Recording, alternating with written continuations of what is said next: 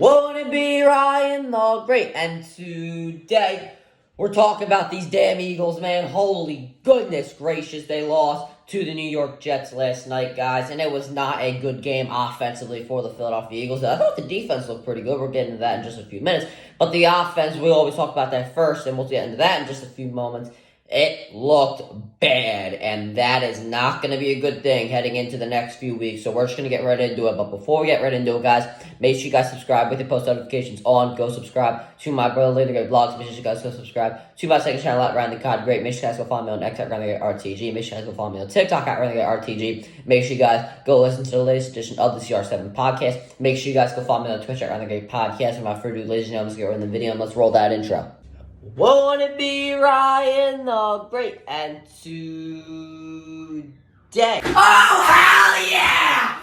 Well, it's not that hard to understand if you know anything about football. Touchdown! A touchdown! Philly! And the Phillies walk it off!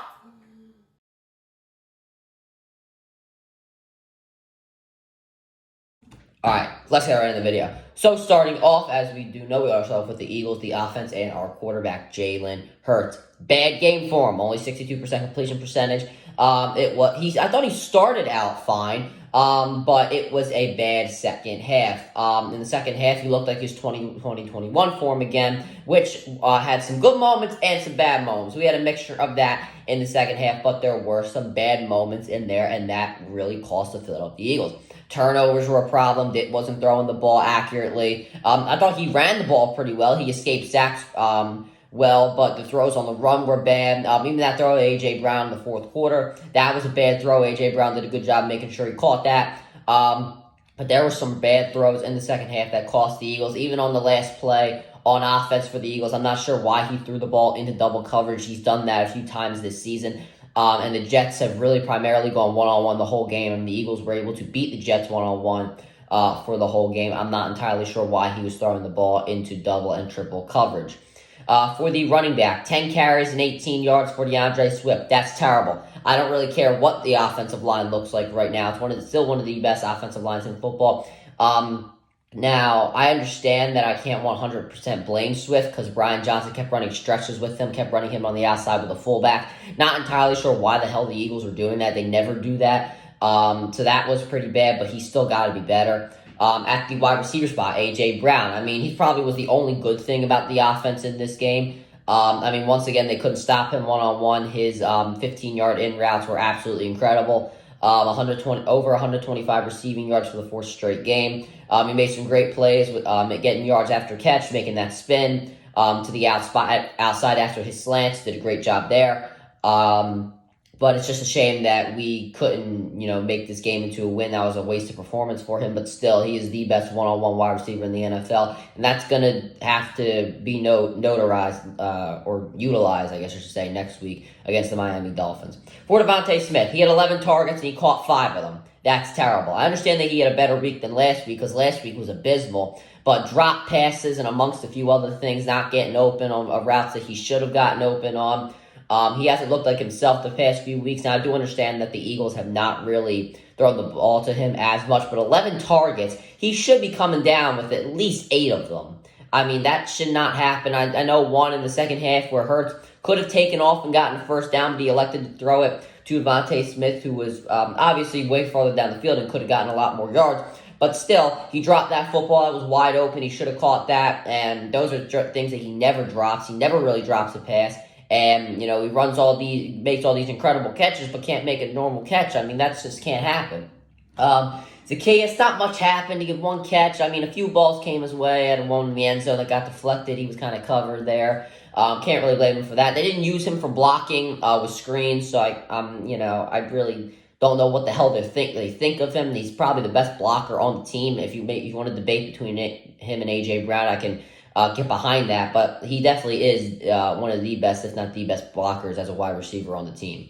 For our tight end spot, Dallas Goedert, 5 catches, 42 yards. Not terrible, but it's not like what we saw last week. It's obviously not what we've seen in previous weeks where he's done absolutely nothing. But I felt like he could have gotten the ball more in the second half. He did get shaken up in the ankle a little bit in the first half, so Stoll was used a little bit more than expected. But we'll move on to the offensive line. It was terrible run blocking throughout the game, evident with DeAndre Swift's 1.8 yards per carry.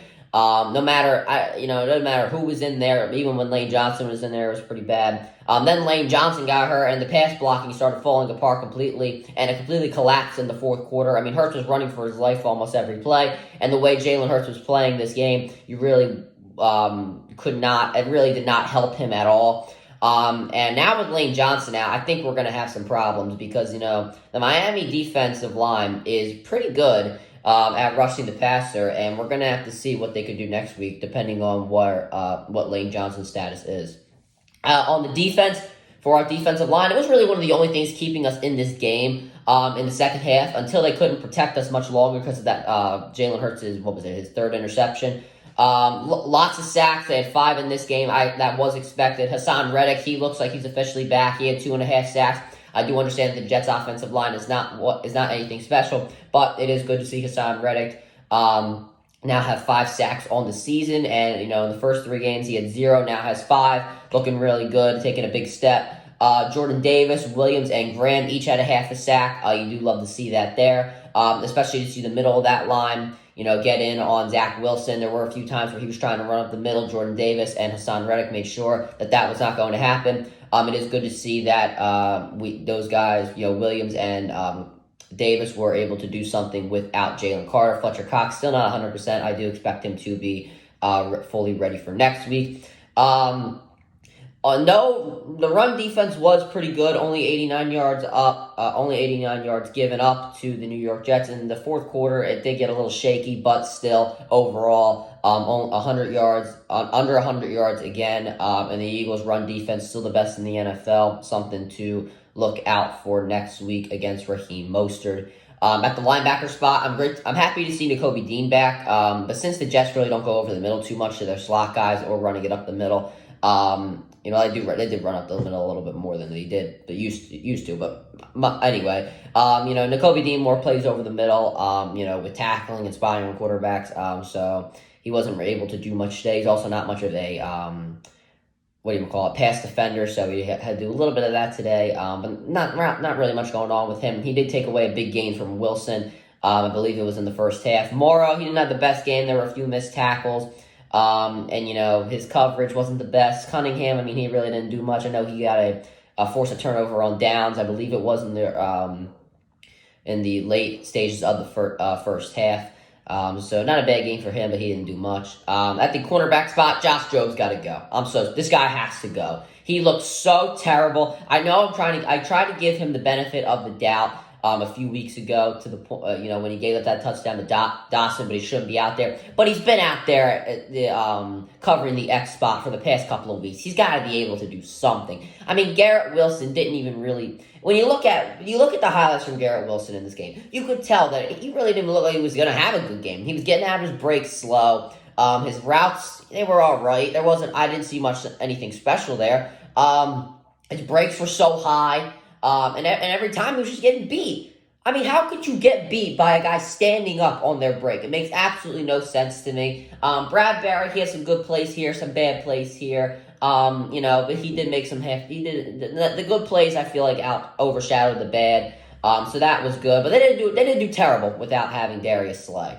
For our safety spot, we failed in the not getting hurt department. Blankenship took a big shot from Lazard. That was a cheap shot, I will admit, so I can't really blame him for getting hurt there, but hopefully he's okay. We really need Sidney Brown to get healthy. I know Evans, he's out with a knee injury for the next 3 weeks, so that's going to be tough. But Edmonds, he didn't really do much. He never really does much anyway, but we really need to get healthy at safety. The coaching spot. In the first half, I thought the play calling for Brian Johnson was good. In the second half, he decided to throw the ball instead of running up the gut with DeAndre Swift. And when he did run, he ran to the outside with DeAndre Swift and then ran a 5'9" or whatever Gainwell through the middle. Makes absolutely no sense to me. I don't really understand what the hell he's thinking. Our defense, though, it did a good job. We stopped the run. We held the Jets to only field goals minus the point time where we had to intentionally give up the touchdown because of we need to get the ball back to score, yada, yada, yada.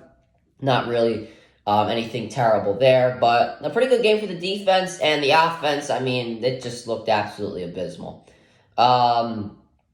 The bottom line, I think they're going to get killed next week if the offense looks like this. Right now, I don't think the Eagles are winning this game based on the fact that they're not healthy and they look terrible against the Jets. The Jets defense is pretty good, but there were a lot of times where we were in control of the game and we weren't putting any points up on the board, like the Rams game, but the offense was a lot better against the Rams. Instead, this was just absolutely terrible. We were turning over the ball. It was just, you can't. And Jalen's going up against his Alabama replacement next week, so should be ready for that game.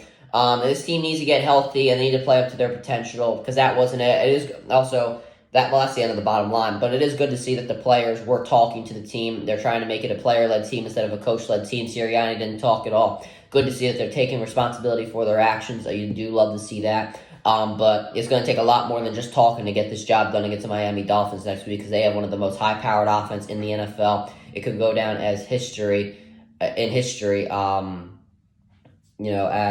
one of the best offenses in the NFL. And our offense, it's just not looking good. But yeah, that'll do it for this video, guys. Make sure you guys subscribe with post notifications on. Go subscribe to my brother Leonard Great Vlogs. Make sure you guys go subscribe to my second channel at Around the God Great. Make sure you guys go follow me on X at Around the Gate RTG. Make sure you guys go follow me on TikTok at Around the Gate RTG. Make sure you guys go listen to the latest edition of the CR7 podcast. And make sure you guys go follow me on Twitch at Around the Great Podcast. And as always, Ryan the Great out. Peace.